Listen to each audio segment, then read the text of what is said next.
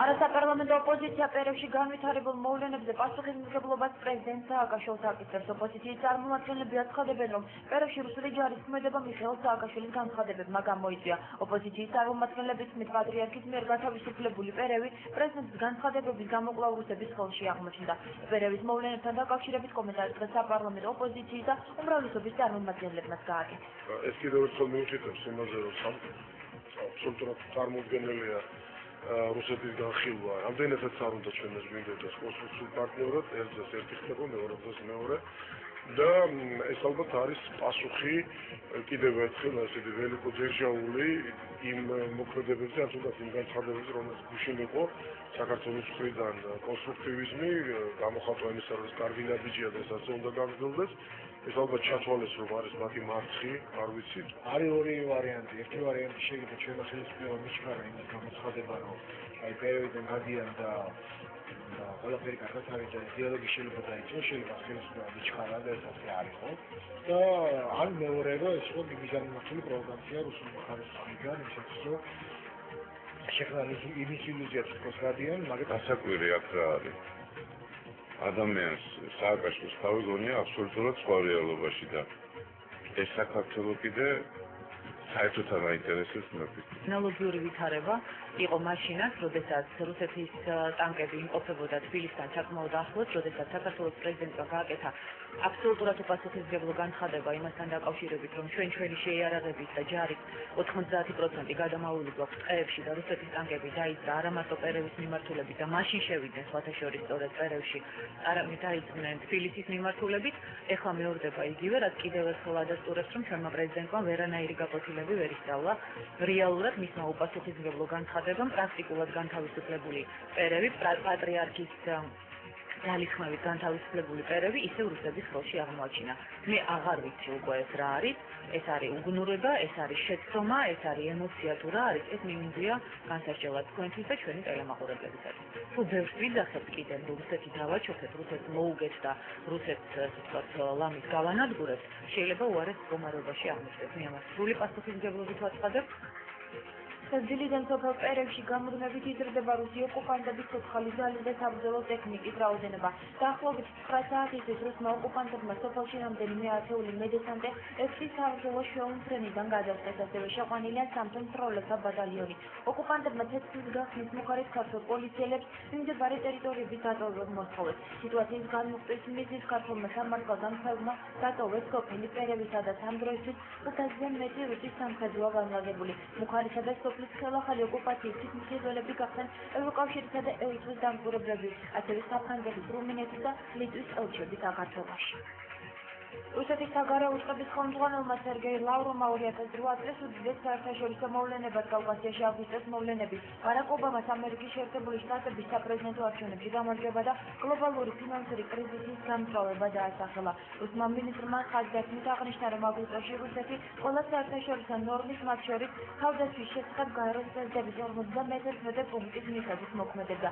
მის თქმით, თბილისის რეჟიმმა უხეშად დაარღვია საკუთარი ვალდებულებები. მისი თქმით, კავკასიის კრიზისის გამო კიდევ უფრო აქტუალური გახდა დიმიტრი მედვედევის ინიციატივა ევროპული უსაფრთხოების შესახებ. საქართველოში ვიზიტად მყოფი ამერიკელი სენატორი შეხვედრებს დილიდან მართავდა. ჯონ კერი თავდაპირველად პრემიერს გალუბლიშვილს შეხვდა. შეხვედრა დახურულ კაცს მიღმა გაიმართა, თუმცა მისი დასრულების შემდეგ გრიგორ გალუბლიშვილს კომენტარი არ გაუკეთებია. თავების კანცელარიიდან ამერიკელმა სენატორმა პარლამენტში გადაინაცვლა, რაც კერი ვიცე-სპიკერებს შეხვდა.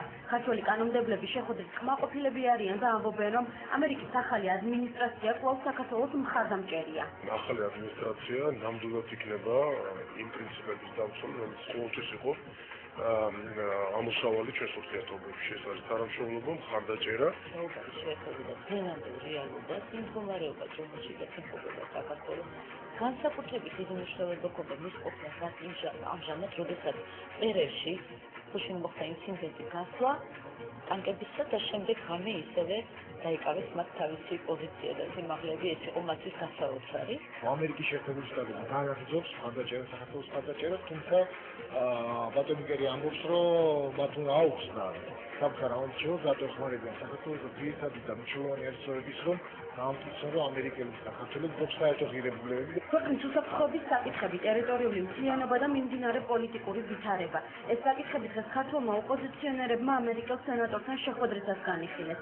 შეხვედრა სასტუმრო თბილისში მერიოტში გაიმართა და მას ნინო ბურჯანაძე, დავით უსუფაშვილი, გიორგი თარგამაძე და ლევან გაჩიჩილაძე ესწრებოდნენ. მე არ გამგვირვებია, რომ ჩვენ სტუმარს რა თქმა უნდა არ დაჭირვებია განსაკუთრებული ახსნა, რომ ქვეყნის უსაფრთხოების უზრუნველყოფისათვის, ქვეყნის სტაბილურობის უზრუნველყოფისათვის აუცილებელია ქვეყნის რეალური დემოკრატიზაციის პროცესი და მნიშვნელოვანია, რომ მას ძალიან კარგად ესმის და ხაზგასმით აღნიშნა დემოკრატიის რეალური და არაფასადური დემოკრატიის არსებობის აუცილებლობა ქვეყანაში. საუბარი ხდებოდა მედიაში არსებულ ვითარებას და ჩვენს წინააღმდეგებს, კონკრეტულად ქრისტიან-დემოკრატების წინააღმდეგებს. საუბარი ხდებოდა საარჩევნო კოდექსზე ზოგადად საარჩევნო გარემოს შეცვლას. ჩვენთვის თვითმიზანს არ უნდა წარმოუდგენდეს არცერთი არჩევნების მიზანს უნდა წარმოუდგენდეს ისეთი გარემოს ჩამოყალიბება, რაც არჩევნების შეცვლის ცხოვრებას უკეთესობს. პოზიციები საქართველოსთან დაკავშირებით იქნება ესეთი გადამწყვეტი შეერთებული შტატების მომავალი პოლიტიკის ფორმირებაში. ძალიან მნიშვნელოვანია, რომ იგი დაინტერესდა საქართველოში, ჩვენ ვისაუბრეთ უსაფრთხოების საკითხებზე. ძირითადი საკითხები, რომელიც ჩემი მხრიდან დაისვა, ის არის რომ სოფლიოსთვის, ისევე როგორც საქართველოსთვის, სააკაშვილის ხელისუფლება არის დიდი რისკის მატარებელი. მისი ყოფილი და მომავალი არაადეკვატური გადაწყვეტილებების გამო. ამიტომ თავიდან რომ ავიცილოთ მომავალში სამოქალაქო დაპირისპირება ამ ქვეყანაში აუცილებლად უნდა შედგეს ბადამდელი არჩევნები. ჯონ კერის მცირეხნიანი ვიზიტი აეროპორტში დასრულდა, სადაც ამერიკელმა სენატორმა დასკვნითი პრესკონფერენცია გამართა. კერმა საქართველოს ხელისუფლებას ქვეყანაში დემოკრატიული ინსტიტუტების განვითარებისკენ მოუწოდა. გარდა ამისა, სენატორმა განმარტა, რომ საარჩევნო სისტემა და მედიის თავისუფლება ქვეყნის წინსვლისთვის აუცილებელია. კერის თქმით, ამ ყველაფრის შესახებ ის პრესკონფერენციის გამართვამდე პრეზიდენტ სააკაშვილსა და მის მეუღლეს არაფორმალურ შეხვედრაზე ესაუბრა. საქართველოს პრეზიდენტს და მას ერთ-ერთ მრავალი საკითხი განახილეთ, მათ შორის საარჩევნო სისტემაზე და მედიის საკითხებზე ვისაუბრეთ. ჩემი შეფასებით საარჩევნო კანონმდებლობაში ხარვეზებია, რომელიც უნდა გამოსწორდეს, თუმცა ხარვეზები ჩვენს გვაქვს, რადგან აქტიურად მუშაობთ. საჭიროა საარჩევნო სისტემის და მედიის უფრო მეტი თავისუფლება. არჩევნების პროგრესი თუმცა უნდა მოხდეს უფრო მეტი დახვეწა და მეტი მუშაობა ამ საკითხებთან დაკავშირებით. საქართველოს უნდა გააგრძელოს რეფორმირების პროცესი. ეხლა საქართველოს იმყოფება სულ ეკონომიკურ ვითარებაში, თუმცა ეს ვითარება სოფლიოს მრავალ ქვეყანაში შეეხო. ჩვენ დაგვრ საქართველოს დახმარება გავაგრძელოთ და შევასრულოთ ყველა დაპირება. რუსეთთან დიალოგის დასაწყებად ამერიკის შეერთებული შტატების მზადყოფნა ჯონ კერიმ დღევანდელ პრესკონფერენციაზე კიდევ ერთხელ დააფიქსირა. ამერიკელი სენატორი თვლის, რომ დიპლომატიური მოლაპარაკებები საქართველოს მეზობელთან უნდა აღდგეს, რუსეთმა კი საქართველოს ტერიტორიული მთლიანობა აღიაროს.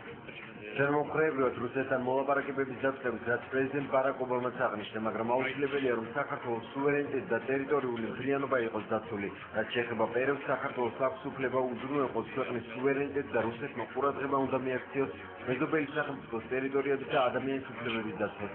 აუცილებელია, რომ შესრულდეს სარკოზის გეგმა. ჩვენ ამ საკითხებს კონგრესში განვიხილავთ. ამერიკელმა სენატორმა დღეს საქართველოში ჩამოსვლის სურვილი კვლავ გამოთქვა. ეს მას შემდეგ მოხდება, როცა იანვარში ახლადარჩეული პრეზიდენტის ბარაკ ობამას ინაუგურაცია გაიმართება. ობამას პრეზიდენტობის დროს კერი სენატის საგარეო საქმეთა კომიტეტს უხელმძღვანელებს. ხმაური იყო აფრიკის კერძო დასახლებაში დევნილებს და სოციალურად დაუცველ ოჯახებს, რომლებიც უკვე რამდენიმე წელია დაუსახლებელ ტერიტორიაზე დასახლდნენ და სახლები საკუთარი ხელით ააშენეს, ხმერის ზედამხედველობის სამსახურმა მიაკითხა. ზედამხედველობის სამსახურმა აფრიკის კერძო დასახლებაში მუშები მიიყვანა და სახლების ნგრევა დაიწყო. მოსახლეობა საპატრულო პოლიციას და ტელევიზიებს დაუკავშირდა. ადგილზე ჟურნალისტების მისვლამდე ზედამხედველობის სამსახურის თანამშრომლებმა კრების პროცესი შეაჩერეს და ტერიტორია დატოვეს. აფრიკის კერძო